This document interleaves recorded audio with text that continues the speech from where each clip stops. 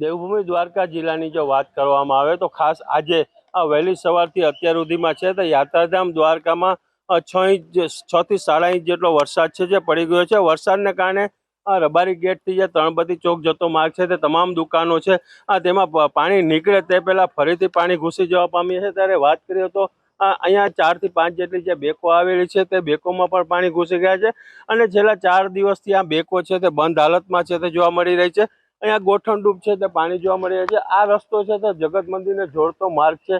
આ માર્ગ પર કાયમી 12 માસ છે તે મોટો ટ્રાફિક રહેતો હોય છે, પરંતુ હાલ છે ત્યાં ટ્રાફિકની સંખ્યા છે તે ઘટી ગઈ છે ને જૂજ લોકો જ અહીંયા જોવા મળે છે। ત્યારે વાત કરીએ તો આ જ રોડ ઉપર આજે રાજ્યના મુખ્યમંત્રી છે ભૂપેન્દ્રભાઈ, જેમણે છે હવાઈ નિરીક્ષણ કર્યું હતું ને દ્વારકાનો આ વિસ્તારને તેમણે નિહાળ્યો હતો। ત્યારબાદ દ્વારકાના અનેક જે પાણી ભરેલા વિસ્તારો છે તે પણ તેમણે જોયા હતા અને હવાઈ નિરીક્ષણ કર્યું હતું। હાલ છે તે તેમની મીટિંગ છે તે કુરંગા સ્થિત જે RSPL ઘડી કંપની છે ત્યાં ઉચ્ચ અધિકારીઓ સાથે મીટિંગ ચાલી રહી છે ને મીટિંગ બાદ શું આવે છે બહાર તે જાણવાનું રહ્યું। ત્યારે હાલ છે તે દ્વારકા આજના દિવસના 7 ઇંચ વરસાદથી તરબતોડ છે તે બન્યું છે। એબીપી અસ્મિતા, રાજુ રૂપારેલિયા, દ્વારકા।